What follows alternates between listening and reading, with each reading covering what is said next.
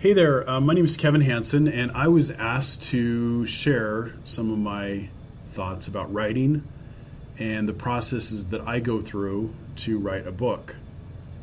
Maybe some of the things that came up in my life that have created this writer in me, I guess. And this is about my fourth take on this, so I'm decided that I'm just going to let all errors go through this and not really worry about it. So my apologies in advance. The first book that I wrote was called The Restoration of Jonah, and I call it kind of a cross between National Treasure, The Da Vinci Code, and The Notebook. It's kind of an interesting combination of stories, but one that I think is very important to me and was very instrumental in a very important part of my life. The two books that I'm mostly focused on right now writing are A Life Repurposed, and the second one is The Empty Garden. So for me, I guess growing up in a small farming community in rural Idaho, I don't know if I was an avid reader. I remember going to the library in summer and reading a lot of Hardy Boys and even Nancy Drew. And I think I was really fascinated with that kind of mystery and that treasure type of thing. I remember as a small boy thinking that someday I would be an archaeologist and I would find some hidden treasure. So it was kind of interesting that the first book I wrote is kind of along those lines. I wasn't an avid reader, and I would have to be honest and say I'm still not an avid reader. I do have some authors that I really love. If you have ever read Pat Conroy from South Carolina, he's a phenomenal writer. Beach Music, one of his books changed my life. South of Broad, another great book. There is a book that he wrote that, if you want to know the honest truth, is I can't read it because it was turned into a movie, and it stars Nick Nolte and Barbara Streisand.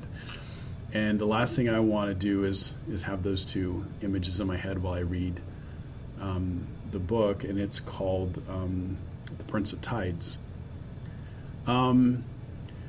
Some other great examples of people that I think are just phenomenal writers.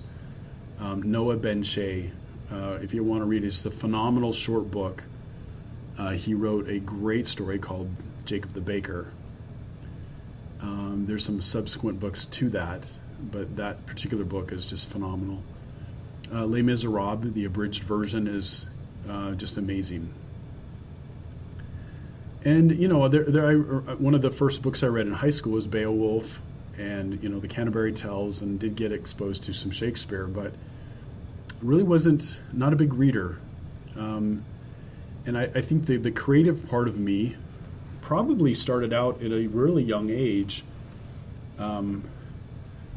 trying to mimic the voice of John Wayne at 7, trying to mimic Donald Duck and Donald Duck sneezing at probably the age of 12, getting down the voice of Lady Elaine from Mr. Rogers' Neighborhood, I was in my late teens and early 20s, and then Sean Connery as I've got older. So I guess I've spent a lifetime of, trying to be creative, but really not knowing what the outlet was for me as far as, writing until here just a couple of years ago. I guess, the first step for me into this world, or if you will call it this world, was, after my junior year in high school, I realized that my career path of being an NBA superstar was probably not going to pan out. So I had to pick something else to do with my life, and growing up on a dairy and out in the rural area, some of the most amazing people ever are people who work, on farmers and ranchers, and just amazing, heartfelt, honest, good, hardworking people. But that just wasn't, those jobs weren't what I wanted to do. I just felt like there was something else for me. And realizing the MBA wasn't a career choice for me, I decided to go to school to be a sportscaster. And I don't know if the media part of that is, kind of helped this process. But there's a great analogy that I've kind of come around, the last number of years. And that is, I think, if you ever gone to a Dairy Queen or one of these stores and they have this big funnel in their store, and you put a quarter and it rolls around the outside real slow, and then it slowly works its way toward the center. I think for me that's life. And it's all of these things on the outside. We're working in TV or working in radio or maybe doing a little bit of writing for a news update on the radio. It's being a history nerd. It's learning things. And all of a sudden now here I am, a little bit later in life. And I feel like all of those things that are on the outside have focused me to that center point in my life, which now I really believe is me being a writer. The writing process started for me a few years ago. And I had been in counseling after a failed marriage. And I had spent a couple years trying to fill a void in my life and didn't really know how to do that. I really wasn't, adding water to it. The void I was putting this into was a colander. It just kept leaking out. And so through some counseling, it was recommended to me that I go find something in my life that I've always wanted to do, whether that was learn an instrument or learn a language or something, that some outlet that I've always wanted to do. And so I spent some time thinking about that, and I remembered there was this movie idea I had in my head for about 10 years. And so I decided that I would write a screenplay. Now, the problem was I didn't have any idea how to write a screenplay. And I spent probably not more than a couple hours messing with it. But the story I thought was still pretty cool, pretty awesome. And so I decided to write the story out just as a story, having really no idea that I was writing a book or that would ever be the outcome of it. So I sat down one day and took a piece of paper and took a pen and started writing. And I finished the first chapter. I remember it was a page and a half long on yellow legal pad. And my friend read it, and he said, Kevin, you need to make this a little bit longer, maybe. But he wanted to know the detail, like what did it smell like there? What did it feel like? What did it taste like? What were the emotions? What did it look like for the person to see around them? And it took me probably about 6 or 7 attempts at this story before everything kind of clicked. So let me back up and say something about how do you decide what you're writing? What is the process of creating a story? And for me, I've never really sat down and said, okay, I want to write a story. What could I write about? To me, the process is about inspiration you get from life. And that could be from a relationship. I've had that happen to me. The different relationships that I've had have inspired me on some level to create a story. It could be from just something funny you see. I mean, it really could be from anything in life. A business experience. And I think that's where I really feel blessed, is that my brain is very active and always thinking of ideas. And one of the things that I would suggest to anybody who wants to write is to keep with them a book, a journal, if you will, and always write down the idea. I would say for every great idea I've written down that I want to write eventually, I've lost at least one idea because I didn't write it down. And I remember some of them, like I thought about this idea and I thought, oh, this is a great idea. I'll never forget this idea. And within that, 10 minutes, it's gone. And if you want to watch a great video, I would suggest going to YouTube, and I can't remember her last name, but her name is Elizabeth. She wrote the book Eat, Pray, Love. And if you go to one of her TED Talks, and it's about inspiration and creativity, it's she does a phenomenal job of explaining the difference between the genius that people originally felt like they were visited by a spirit, an inspiration that gave them that creative boost, if you will. And then over time, people then believe they were born with the genius inside of them. And then what is the downfall of that? You know, if you can't create, then there's all of a sudden you feel like it's part of you has died inside, and the depression that can come from that. I really believe, as she does, that the process is about receiving inspiration, and if you don't capture that inspiration at the moment, you'll lose it. And I don't think I'm that great of a person that I have this amazing genius inside of me. I think that I think that I receive inspiration from life, and it's just my job is to capture it. And so that's what I do. And I literally, once I was finishing up the first book, I started a second book, and I am currently writing 3 and have about 25 more books that I'm just waiting to start. And I remember there was a songwriter at one point said something that was very interesting. He said he would write a piece of music, and then he would put it away for a week or 2 or a month. I don't remember the exact time frame, but what he would do is he would then revisit that song after that period of time, and if the song still resonated with him and he still felt like it was that great of a song, then he knew it was a great thing. But if he went back to that song and was like, it's all right, then maybe he knew that it wasn't. He was just caught up in the moment when he first wrote it. So if I apply that principle to me with my ideas for books, I feel like I have a real valid 20 to 25 story ideas that I think could be phenomenal stories. The hard part now is just getting them, put on paper and getting them out. I would think that if you were to take all of the stories I had and had 100 people read all of the synopsises for them, that you might have 10 stories that are all pretty high on the vote list. And so I feel very blessed in that area. Now, whether I can turn that story into something that's the reader wants to read, that's another question. But I think that the inspiration has worked, and now it's just my job to continue with that inspiration and to finish the stories.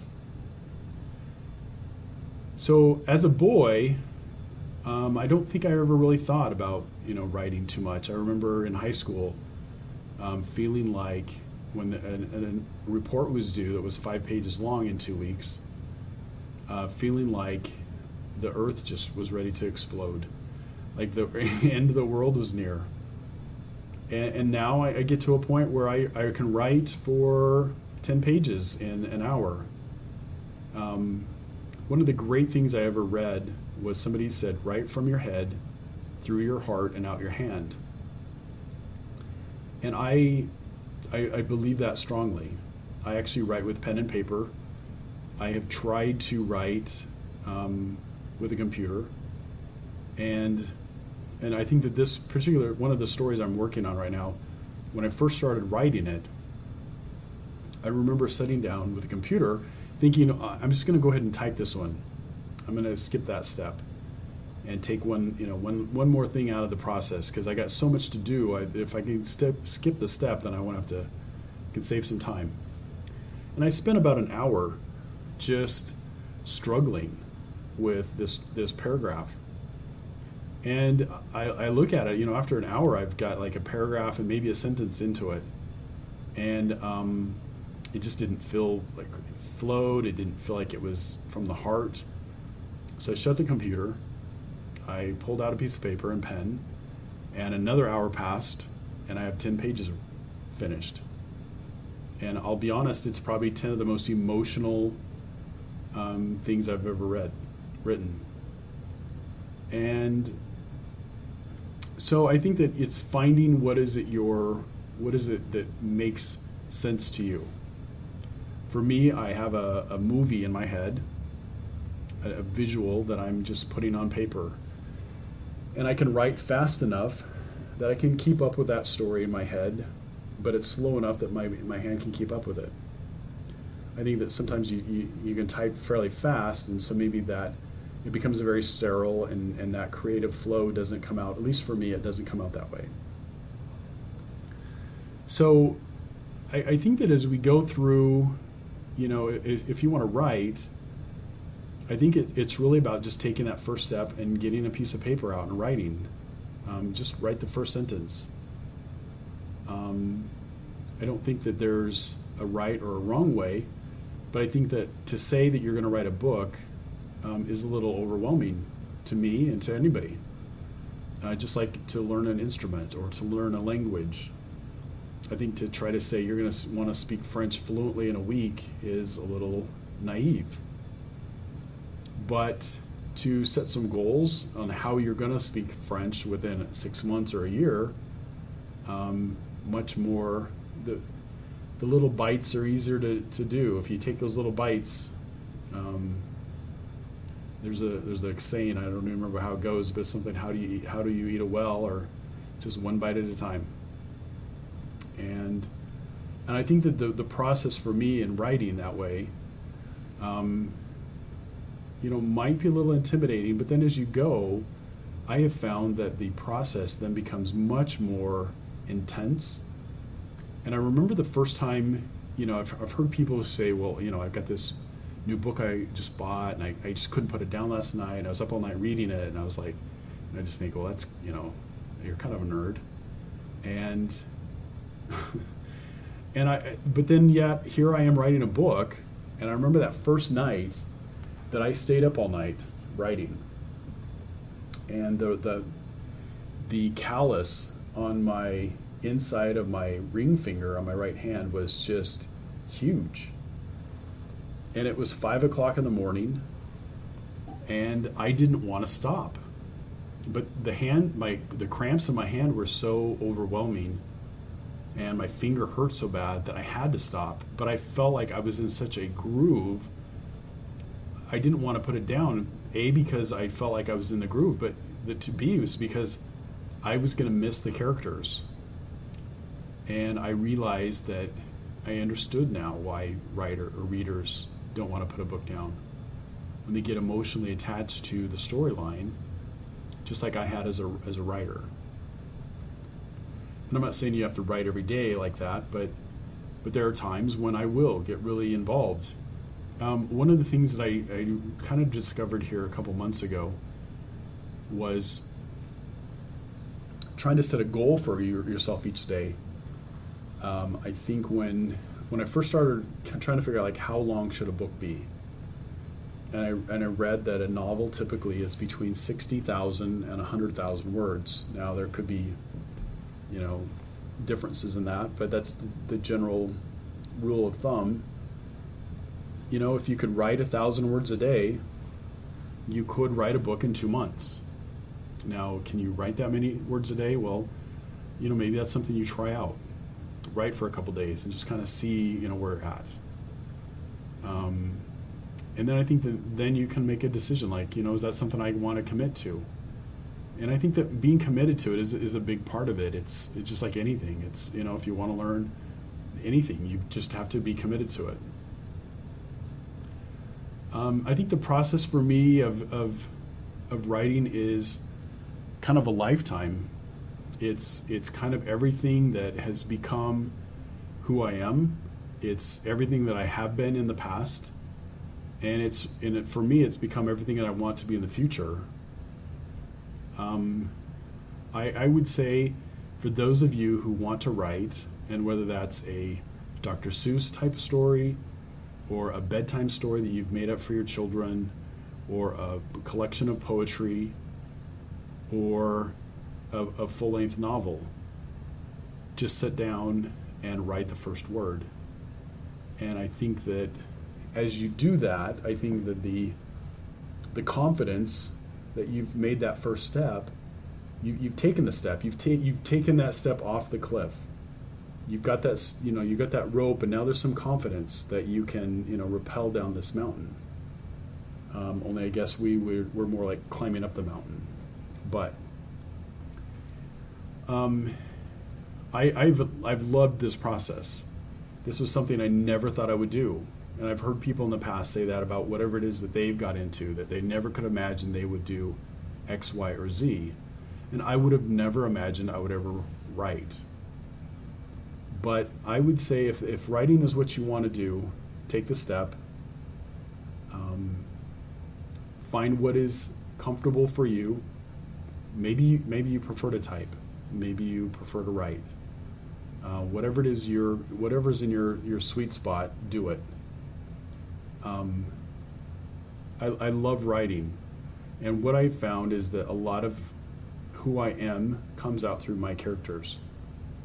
I remember a coworker who read my first book one weekend, and the next Monday she came to work and said, "I feel kind of weird or kind of dirty."